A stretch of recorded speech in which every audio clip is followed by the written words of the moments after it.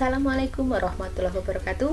Anak-anakku sekalian, pada kesempatan kali ini kita akan belajar mengenai pemanfaatan perangkat lunak pengolah kata atau yang sering kita sebut dengan MS Word.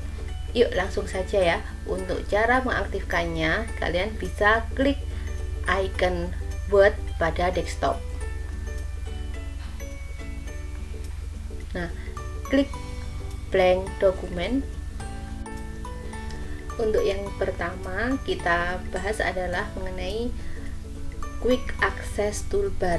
Jadi yang berada di bagian atas sendiri ini namanya Quick Access Toolbar. Terdiri ada apa saja? Nih, customize-nya Quick Access Toolbar ada new, open, save dan lain-lain. Bisa kalian perhatikan sendiri ya. Kemudian misalnya saya akan mengaktifkan akses toolbar new. Nah, kita klik. Nah, ini muncul. Ini adalah new blank document atau Ctrl N. Kemudian saya aktifkan open. Nah, seperti ini. Oke, yang kedua adalah ribbon. Ya, ini ya, mulai dari file, home, insert, design, layout, reference, my link, review, view, help. Nah, ini namanya adalah ribbon. Selanjutnya ini namanya title. Jadi di sini defaultnya masih dokumen 1 karena belum saya save atau belum saya simpan. Jadi kalau kita simpan itu otomatis namanya akan berubah. Berikutnya di pojok kanan atas ini di sini ada tulisan sign in, namanya account access. Ini fungsinya untuk masuk ke akun Microsoft. Kemudian di sini ada ribbon display option yang berisi auto hide ribbon, show tabs and comment. Kemudian ada minimize, ada restore down dan close. Yang berikutnya kita bahas adalah ini adalah ruler ya. Di bagian atas dan di bagian samping kiri. Fungsinya untuk membuat dokumen lebih presisi.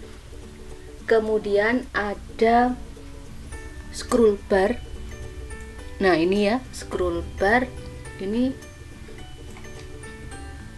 untuk menggeser tampilan ke atas bawah atau ke kanan kiri. Kemudian ada page 1 of 1.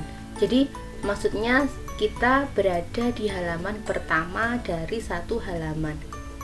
Kalau kita Ctrl Enter itu berarti ke halaman berikutnya.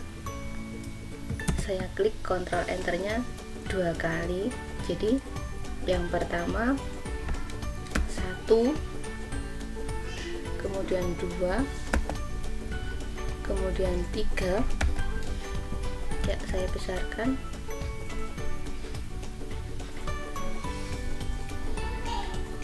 Nah, ada dokumen ya, saya berada di page 1 of 3. Saya berada di halaman 1 dari 3 halaman. Kemudian kalau kita klik 2, page 2 of 3, saya berada di halaman kedua dari 3 halaman. Dan ini page 3 of 3, jadi saya berada di halaman yang ketiga. Kemudian untuk ini ya, 3 words, artinya dalam satu dokumen ini berisi 3 kata. Jadi ini dianggap kata. Misalnya saya tambahkan di sini simulasi dan komunikasi digital. Ada berapa? Ada 7 ya. Ada 7 kata. Kita hitung bersama-sama. 1, 2, 3, 4, 5, 6, 7. Jadi begitu. Kemudian untuk yang sebelah kanannya ini adalah untuk memeriksa kesalahan ejaan kata. Kemudian English United States ini adalah pilihan bahasa. Berikutnya akan saya terangkan mengenai tool yang berada di paling bawah sebelah kanan. Oke, sebelumnya akan saya hapus dulu yang sudah kita ketikkan tadi. Saya mau ngopi beberapa kata dari dokumen yang sudah saya simpan ini ya. Jadi Ctrl C dan Ctrl V itu untuk copy paste. Oke, saya akan merubah menjadi mode membaca. Jadi klik read mode ya, seperti ini. Ini mode yang saya gunakan adalah read mode. Kemudian kalau print layout defaultnya yang seperti tadi. Kemudian untuk web layout itu nah seperti ini. Jadi dia tampilannya menghapus page break ya, jadi dia sambung gitu ya.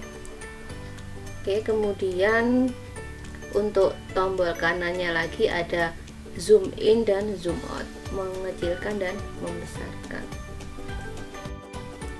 Berikutnya akan saya jelaskan mengenai pengaturan batas atas, bawah, dan pengaturan kertas ya. Di sini MS Word, pada MS Word kita menggunakan layout. Klik layout, kemudian klik page setup, klik di sini page setup, kemudian klik margin.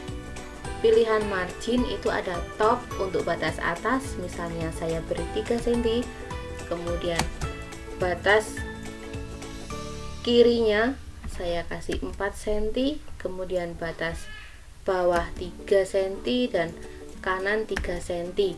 Kemudian untuk orientasi kita bisa memilih potret atau landscape.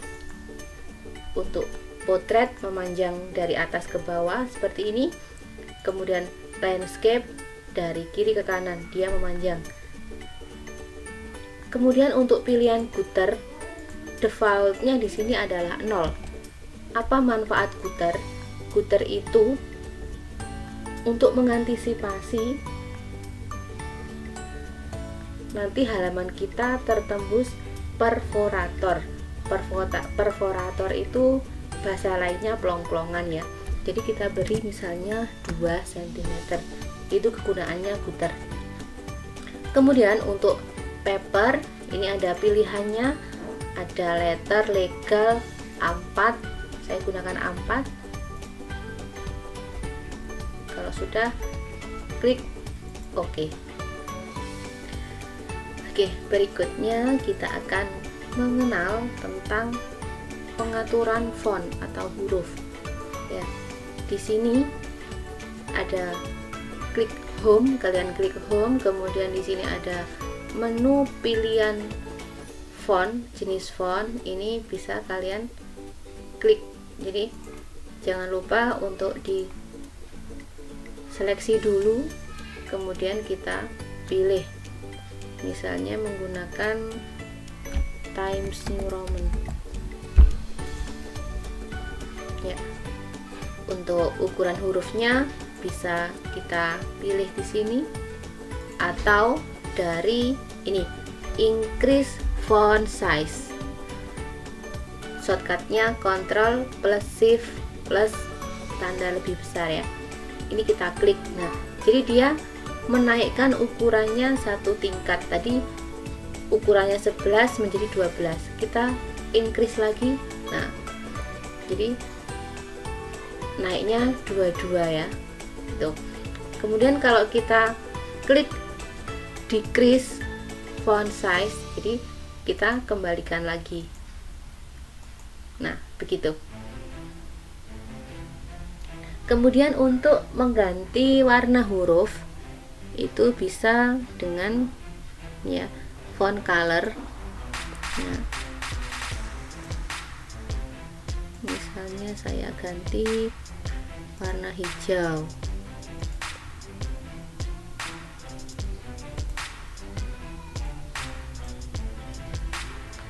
Begitu.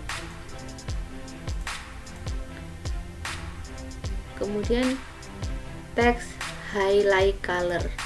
Nah, jadi kita blok dulu.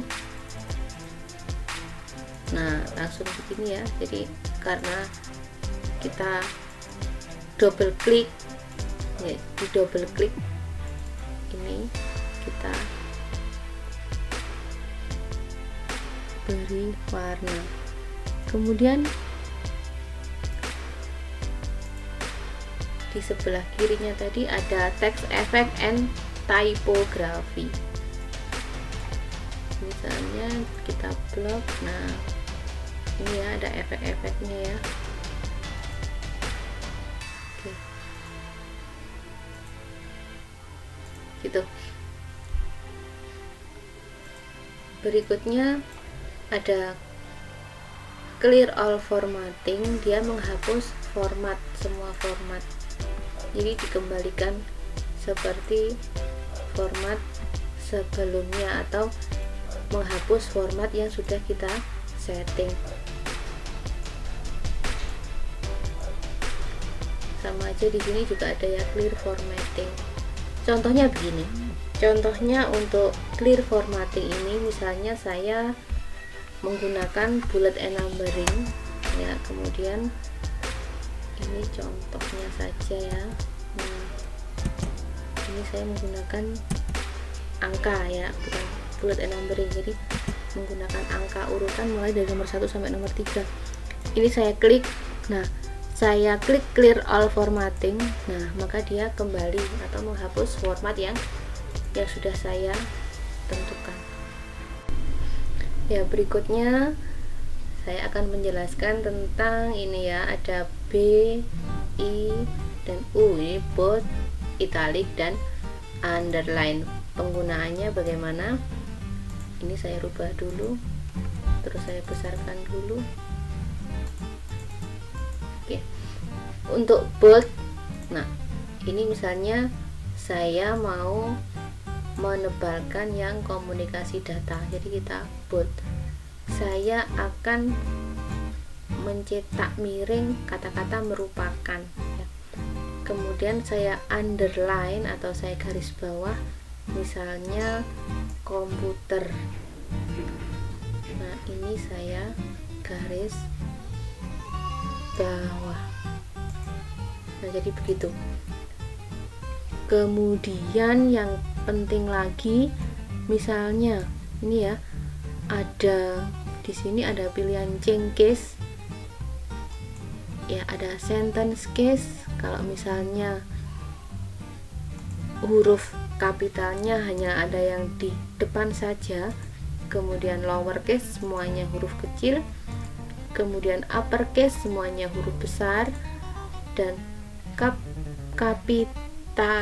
kapitalis each word. Jadi setiap kata di awal kata ya, setiap huruf di awal kata, jadi coba saya blok semuanya, setiap huruf di awal kata, jadi seperti judul karya ilmiah. Nah, sekarang tujel case, bukan tugel ya, tapi tujel case. Ini yang kecil hanya yang di awal saja. Nah, seperti ini. Dalam pengaturan paragraf, kita klik paragraf untuk menentukan paragraf kita rata kiri ya, untuk align left atau Ctrl L itu untuk rata kiri, kemudian center atau Ctrl plus E untuk posisi di tengah-tengah, biasanya untuk judul, kemudian align right atau Ctrl plus R untuk rata kanan, dan justify untuk rata kanan kiri. Jadi antara kiri dan kanan itu rata. Berikutnya masih di paragraf, kita klik pengaturan spasi ya. Spasi itu jarak antar baris. Jadi untuk before itu spasi sebelum, dan untuk after itu spasi setelahnya. Kemudian ini saya beri spasi single. Ini auto switch saja ya, auto ini single. Nah, auto single seperti ini. Kemudian ini saya copy. Kemudian ini tetap kita atur 1,5. Nah,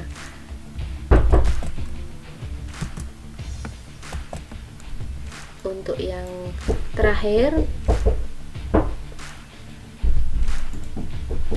kita atur spasinya double atau 2 ya. Jadi bisa dilihat di sini untuk paragraf pertama menggunakan spasi single, paragraf kedua spasi 1,5, dan paragraf ketiga spasinya double atau 2. Baiklah anak-anakku, untuk materi pemanfaatan perangkat lunak pengolah kata bagian 1 kita akhiri sampai di sini, dan nantikan video pembelajaran pemanfaatan perangkat lunak pengolah kata bagian kedua di pertemuan yang akan datang.